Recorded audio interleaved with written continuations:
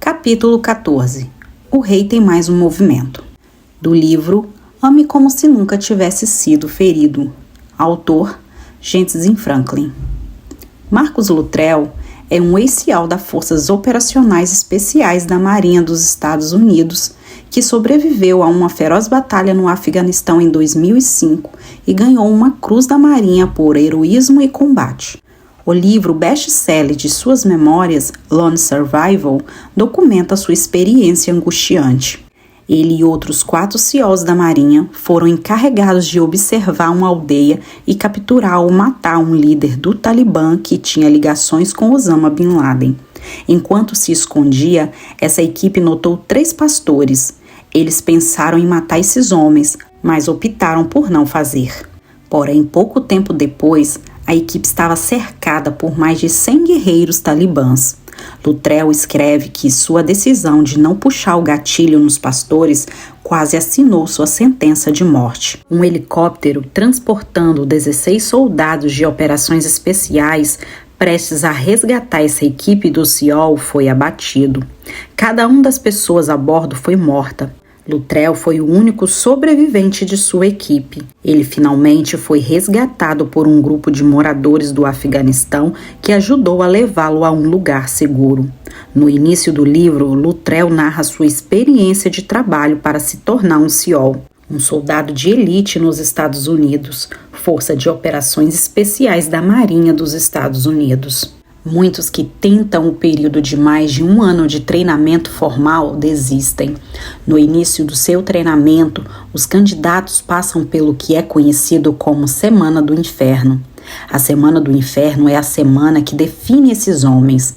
Por 5 dias e meio, eles suportam um ciclo contínuo dos exercícios físicos e mentais mais difíceis do mundo.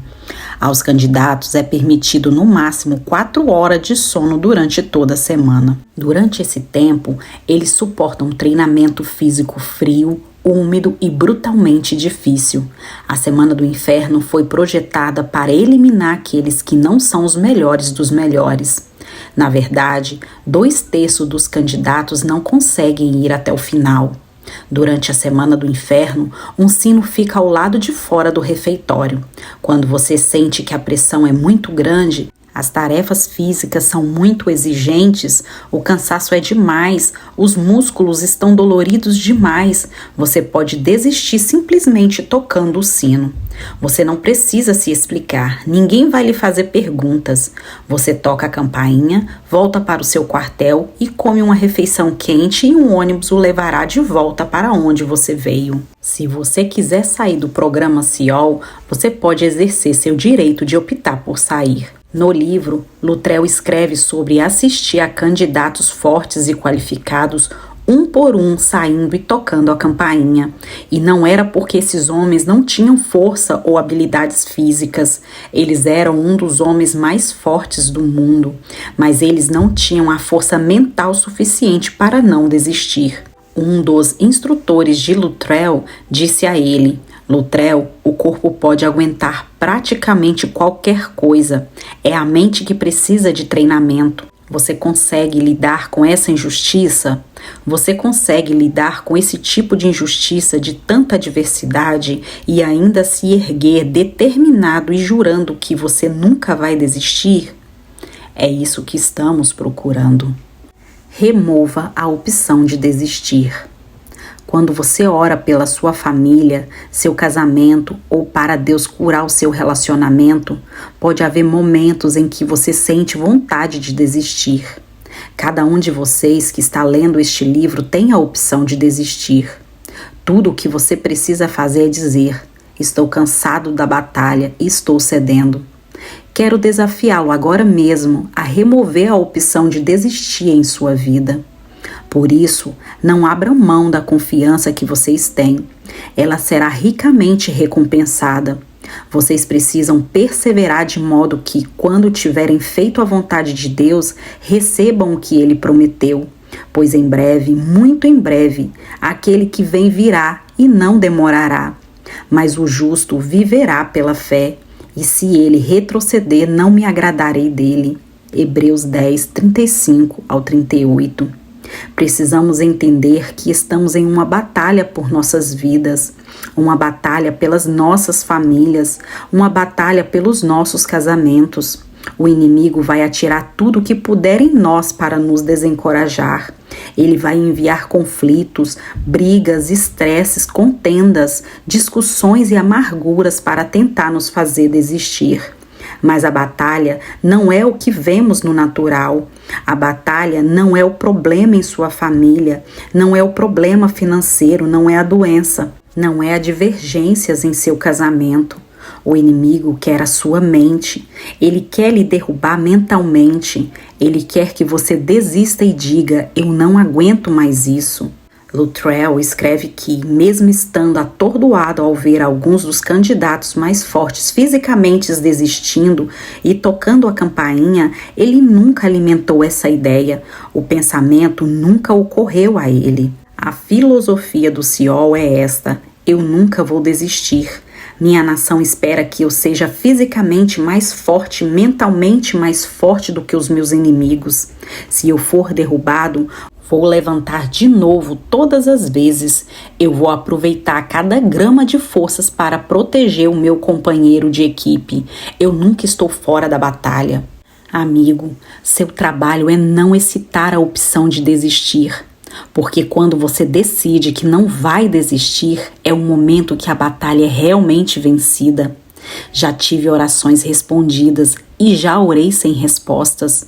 Eu tive milagres acontecendo e tive grandes decepções. Eu passei tempo em altas montanhas onde Deus me deu revelações e me surpreendeu de maneira incrível. E passei tempos em profundos escuros e baixos vales onde parecia que Deus havia me abandonado. O que eu aprendi com tudo isso é que eu nunca vou tocar o sino, eu nunca vou me afastar de Deus, eu nunca vou sair da minha igreja, eu nunca vou deixar a minha esposa, eu nunca vou desistir dos meus filhos. Eu nunca vou deixar o meu sonho morrer. Eu nunca vou desistir de pregar. Você tem que decidir a mesma coisa. Agarre a verdade profundamente em seu espírito de que você nunca vai desistir. Se você deseja vivenciar um casamento de sucesso, você tem que remover a opção de desistir. Você vai precisar disso quando não estiver tendo uma sensação maravilhosa e encantadora. Você vai precisar da persistência quando não se sentir feliz. Você vai precisar disso quando o seu cônjuge não lhe emocionar como ele ou ela costumava fazer. Você vai precisar disso quando seus filhos estiverem fazendo coisas que são contrárias ao que a Bíblia diz e ao modo como você os criou. Uma opção de desistir não é construída em um casamento de aliança celestial. Na alegria ou na tristeza, na riqueza ou na pobreza, na saúde ou na doença, até que a morte os separe. Eu estou aproveitando o melhor momento do meu casamento agora. Cherice e eu estamos casados há 30 anos.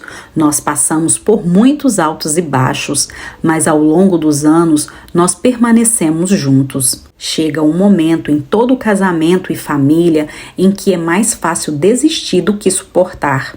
Mas se você continuar orando, perdoando e amando, você desfrutará de uma grande recompensa.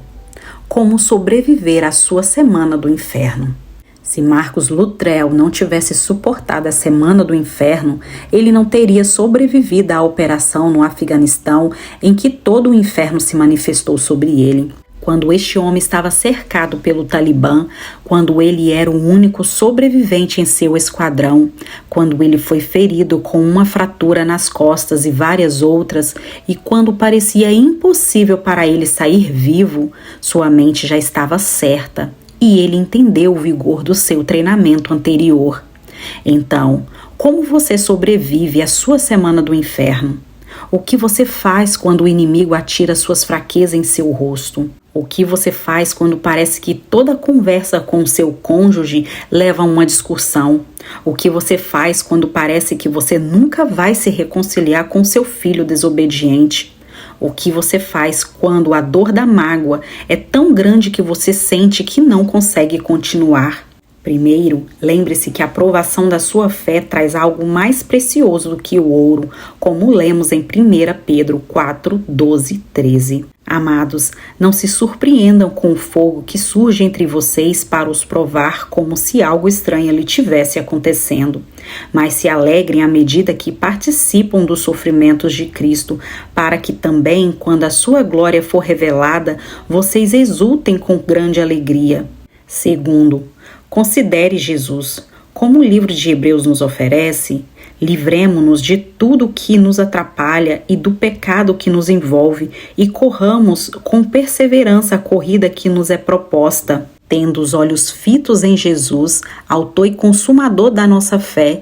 Ele, pela alegria que lhe fora proposta, suportou a cruz, desprezando a vergonha e assentou-se à direita do trono de Deus. Pensem bem naquele que suportou tal oposição dos pecadores contra si mesmo, para que vocês não se cansem nem se desanimem. Hebreus 12, 1, 3. Jesus suportou a semana do inferno na cruz, ele suportou as acusações, ele suportou a tortura medonha, ele suportou as surras, ele suportou os cuspes, ele suportou ser estendido em 2 pedaços de madeira, ele suportou os pregos em suas mãos e pés. Jesus poderia ter tocado o sino, mas ele decidiu no jardim do Getsêmani que não iria desistir. Quando ele estava pendurado na cruz entre o céu e a terra, determinou-se a fazer o que Deus disse para ele fazer. Se você está passando pela sua semana do inferno, considere Jesus. Paulo falou de como ele serviu a Deus com lágrimas. Atos 20, 19. Ele então disse: agora, compelido pelo Espírito, estou indo para Jerusalém sem saber o que me acontecerá ali, senão que todas as cidades, o Espírito Santo me avisa que prisões e sofrimentos me esperam. Versículo 22 e 23. Isso é muito triste. Nada além de problemas aguardava o apóstolo em todas as cidades, mas veja o que Paulo escreve em seguida. Todavia, não me importo nem considero a minha vida de valor algum para mim mesmo, se tão somente puder terminar a corrida e completar o ministério que o Senhor Jesus me confiou de testemunhar o evangelho da graça de Deus. Versículo 24. Paulo foi perseguido, espancado, apedrejado, colocado na prisão, naufragou, foi julgado e pressionado além das medidas. É de se pensar que em algum ponto ele tocaria o sino, mas eis a verdade. Paulo nunca disse: eu já passei por isso demais, eu não me alistei para isso, Deus me deu mais do que eu mereço, eu acho que vou fazer o check-out e agora eu vou desistir.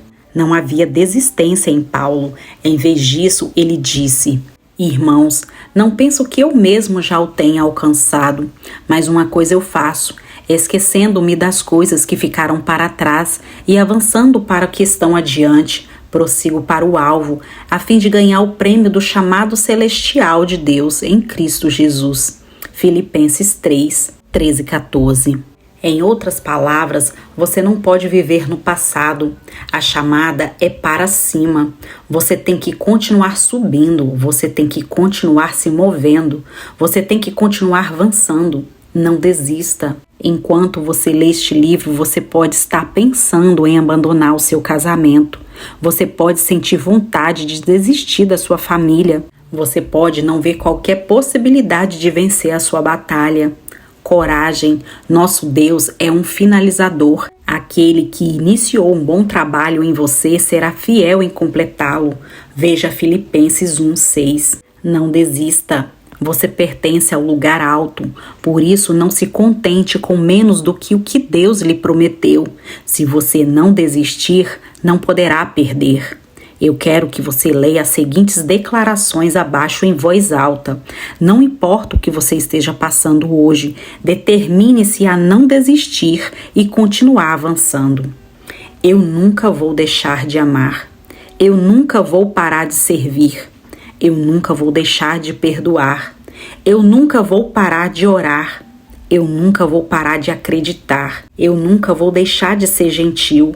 Eu nunca vou deixar de servir a Deus. Eu nunca vou deixar de amar como se nunca tivesse sido ferido. Cheque mate. Em 1931, um artista alemão chamado Moritz August pintou uma fascinante obra de arte intitulada Os Jogadores de Xadrez, mais tarde chamados de xeque-mate.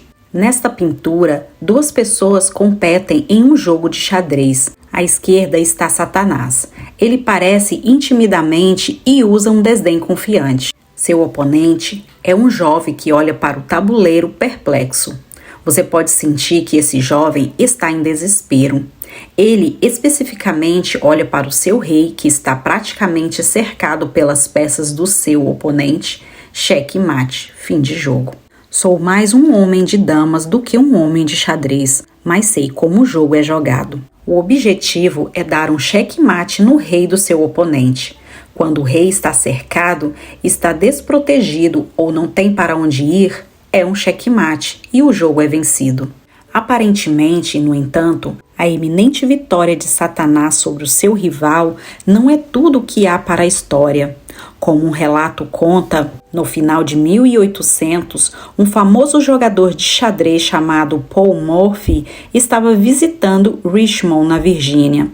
A notícia de sua chegada circulou rapidamente. Um homem proeminente da comunidade convidou Morphy à sua casa para um jogo de xadrez. Durante o jantar, Morphy não conseguia tirar os olhos de uma pintura no quarto. Acontece que era o xeque-mate de Maurice Auguste. Finalmente, no final do jantar, Morphy se aproximou da pintura e a examinou. Então, ele se virou para o seu anfitrião e disse: "Eu acho que posso pegar o jogo do jovem e vencer." O anfitrião estava cético. "Nem mesmo você, Sr. Morphy, pode recuperar esse jogo." "E se tentássemos?" desafiou o campeão de xadrez. Não precisa nem dizer que o anfitrião pegou o tabuleiro e o organizou exatamente como estava na pintura. Para a surpresa de todos, Morphy mostrou que o rei tinha mais um movimento. O jovem da pintura foi salvo. A vida colocou você em um xeque-mate? Você se sente preso? Não pode ver uma saída? Saiba disso. O rei sempre tem mais um movimento, sempre. Seu cônjuge pode desistir de você, mas o rei tem mais um movimento. Sua família pode estar tendo mais problemas do que você pode aguentar, mas o rei tem mais um movimento. Você pode sentir que nunca mais terá um lar feliz, mas estou aqui para lhe dizer que o rei tem mais um movimento. Deus quer que você vença. Ele quer que você vá em frente. Ele quer que você reconstrua.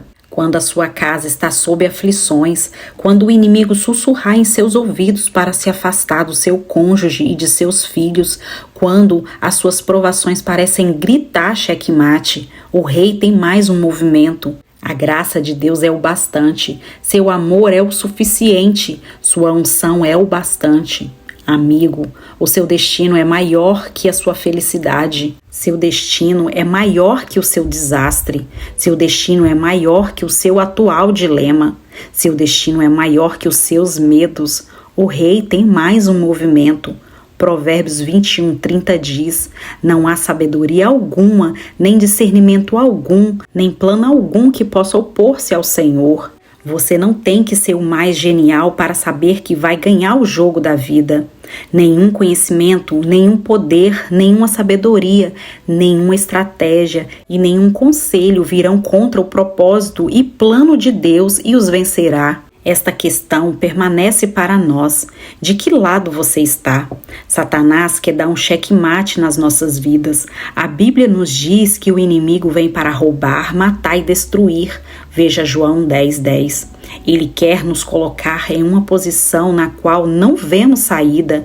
Ele quer roubar nossa fé. Ele quer roubar nossa esperança. Ele quer roubar nossa alegria. Ele quer roubar os nossos sonhos. Ele quer roubar as promessas de Deus nos nossos corações. Mas o céu está lutando por você hoje. Você deve enraizar profundamente a revelação de Provérbios 21:30 em seu espírito. Nada vai ficar contra Deus. Não há xeque-mate em sua vida. Deus vai ter o último movimento.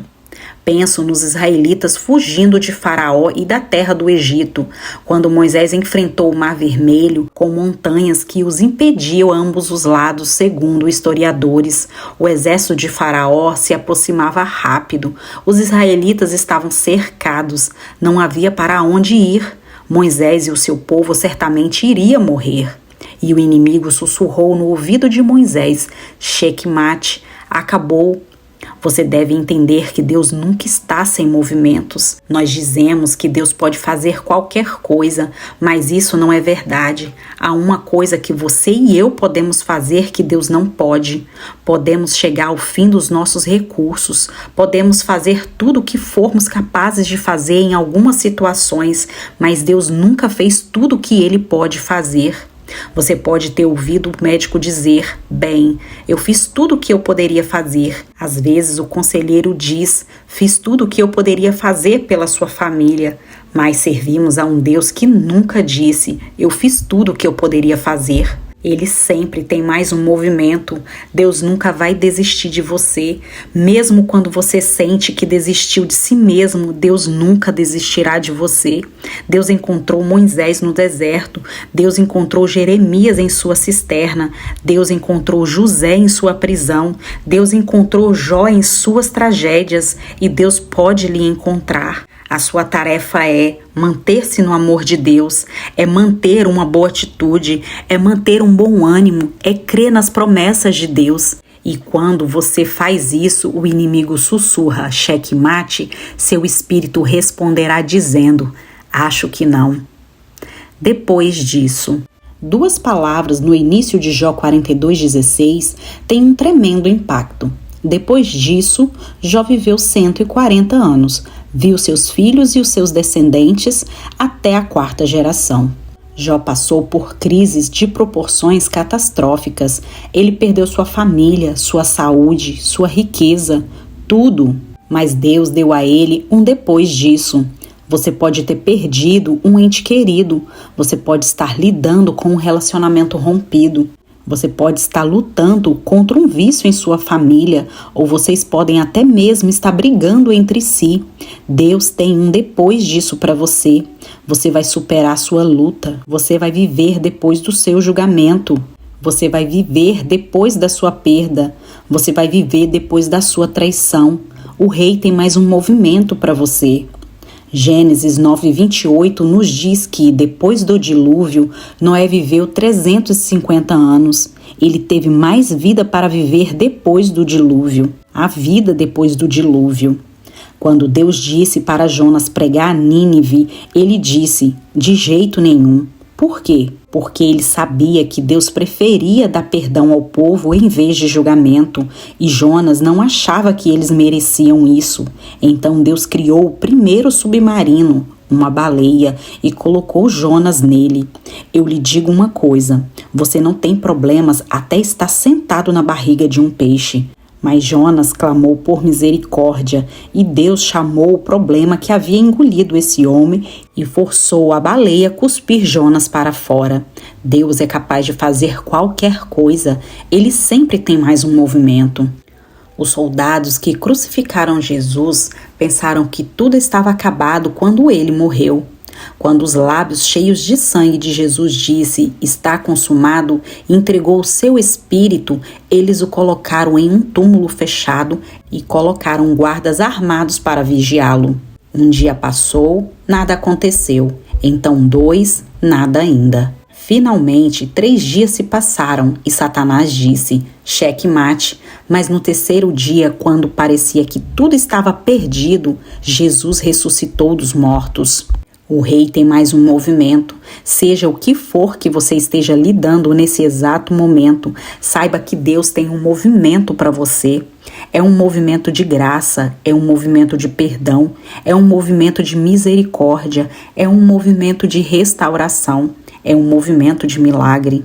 Eu acredito que você está lendo este livro hoje por um propósito celestial. Deus quer lhe dizer: não acabou. Princípios chaves projetados para ajudá-lo a amar. A minha oração é que ao chegar neste último capítulo, a sua fé tenha aumentado.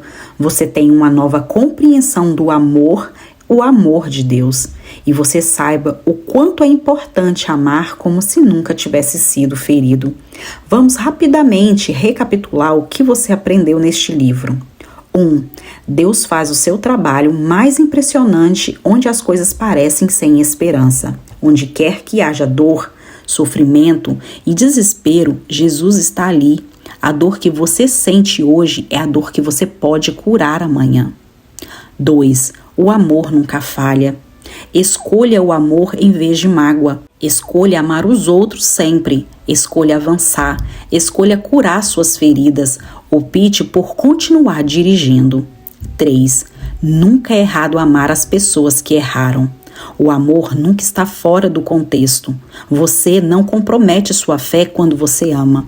Isto é o que significa amar como se nunca tivesse sido ferido. 4. É imperdoável não perdoar. Pare de contar as ofensas e comece a perder a conta. 5. Podemos começar a amar os outros quando nos amamos. Jesus nos ordenou amarmos a nós mesmos. À medida que nos amamos, ficamos um passo mais perto do reino de Deus, que é a justiça, a paz e a alegria. Romanos 14:17. 6. Nós somos chamados a sermos gentis. Não é fácil ser gentil em meio à pressão, mas é isso que Deus nos chama a fazer. Quer saber o quão santo você é? Determine o quão gentil você é. 7. Em vez de abanar as chamas da discórdia, torne um pacificador. Mas não podemos nos posicionar para amar como se nunca tivéssemos sido feridos se somos governados por nossos temperamentos. A paz interna afeta a atmosfera externa. Não deixe a contenda infectá-lo. Seja um fabricante de paz. 8. O casamento não é apenas uma boa ideia, é uma ideia de Deus. Não desista do seu cônjuge, não desista do seu casamento. Deus tem grandes planos para você e para quem você se casou. Há uma porta de esperança em todo o vale de problemas conjugais. 9.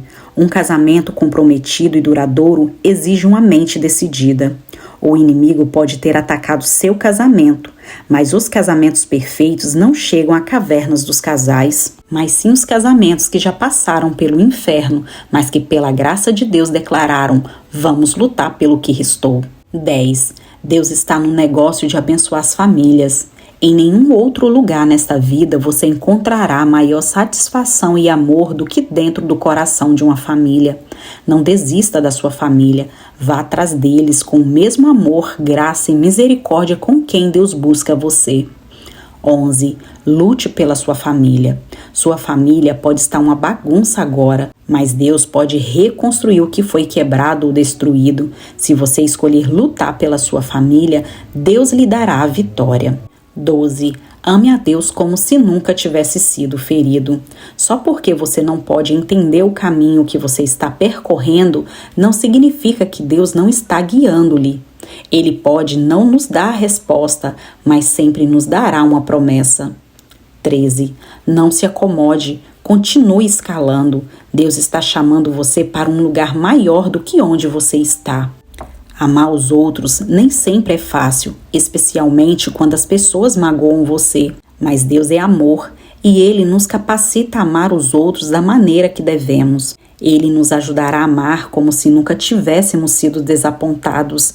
Ele nos ajudará a amar como se nunca tivéssemos sido decepcionados. Ele nos ajudará a amar como se nunca tivéssemos sido feridos. Ele nos ajudará a amar como se nunca tivéssemos sido traídos. Oposição leva à oportunidade. Eu disse no início desse capítulo que ser ofendido é algo que você vai experimentar na sua vida. Jesus nos ensinou: é inevitável que aconteça coisas que levem o povo a tropeçar, mas ai da pessoa que por meio de quem elas acontecem. Lucas 17:1. Ofensas são inevitáveis, ninguém está isento. De um jeito ou outro, todos seremos ofendidos, seremos feridos, seremos insultados, seremos traídos, seremos enganados, seremos envergonhados, seremos violados ou perderemos o nosso orgulho. Já que ser ofendido é um fato bíblico, precisamos aprender a lidar com isso. Eu estava na Nova Zelândia há alguns anos atrás. Dizer que este é um país bonito é um eufemismo. Quando eu fui correr uma manhã, não pude deixar de admirar o céu azul turquesa que se estendia por quilômetros e as águas reluzentes que brilhavam como diamantes. De repente, notei algo. Eu não vi nenhum pássaro voando. Todos os que eu vi estavam no chão. Eu me aproximei de um bando de pássaros cantando e pulando ao longo do caminho arenoso. Eles saíam do meu caminho sem levantar o voo. Eu mencionei isso a um amigo que estava visitando na época. O que ele me disse foi fascinante. A Nova Zelândia é o lar de mais espécies de aves que não voam do que em qualquer outro lugar do mundo. De fato, mais da metade de todas as aves nesse país não podem voar. A razão é que eles não têm predadores. Antes dos humanos habitarem este ambiente, não existiam mamíferos predadores por aqui.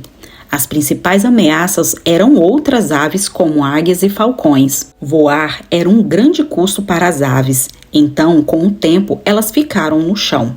Onde você não tem necessidade de voar, você perde a sua habilidade de voar. Alguns de nós consideram a oposição como algo ruim, e certamente pode parecer assim, mas a oposição pode ser uma oportunidade. Pense nisso dessa maneira. Sem a oposição de ofensas, você nunca voará com as asas como uma águia. Veja Isaías 40:31. Sem oposição, você nunca vai subir. Você pode ciscar no celeiro ou pode voar, mas não sem oposição. A oposição pode fazer com que você enfrente e faça as coisas que não poderia ter feito se você não tivesse tido a oposição. A oposição vai fazer você orar. A oposição vai fazer você correr para Deus. A oposição vai fazer você aumentar a sua fé. Você pode precisar começar a ver aqueles que lhe ofenderam ou feriram você como uma oportunidade para Deus levar você mais alto. Você leu este livro. Você ouviu Deus falando com você por meio dessas palavras. Este material provavelmente drenou velhas feridas, lembranças dolorosas, lembranças de um relacionamento rompido. Você pode sentir que essas coisas fizeram com que você perdesse a vida, mas você está procurando por uma chance de mudança. Você sabe que algo precisa ser feito. É hora de reanimar seu coração. Neste momento, o Espírito Santo está chegando ao seu quintal, ele está vindo para você, ele está entrando em sua casa com um desfibrilador, carregando os eletrodos com o poder da ressurreição. Deus está pronto para pressioná-lo sobre o seu coração e dar um choque nele, trazendo-o de volta à vida. Ele está pronto para reviver quem estiver morto para você. Ele está pronto para ressuscitar o seu casamento.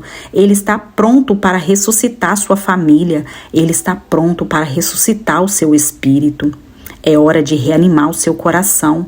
Amigo, você pode estar em uma tempestade furiosa, mas anos atrás Deus sabia que você estaria onde você está agora. Confie nele. Ele já preparou o caminho para você. Deus pode usar a maior provação das circunstâncias para fortalecer os muros do seu casamento, sua família e seu relacionamento com Ele. Gálatas 6:9 nos diz: "E não nos cansemos de fazer o bem, pois no tempo próprio colheremos, se não desanimarmos." Não desista ainda. Estou convencido de que aquele que começou a boa obra em você vai completá-la até o dia de Cristo Jesus. Filipenses 1:6. A graça de Deus é o bastante para a situação em que você está. Permaneça de pé, continue lutando. Deus vai conduzi-lo em meio ao processo. Então, tente de novo, fale novamente, perdoe novamente, estenda a mão novamente, compartilhe uma refeição novamente. Continue orando, continue acreditando. Permita que Deus reanime o seu coração e comece a amar como se nunca tivesse sido ferido.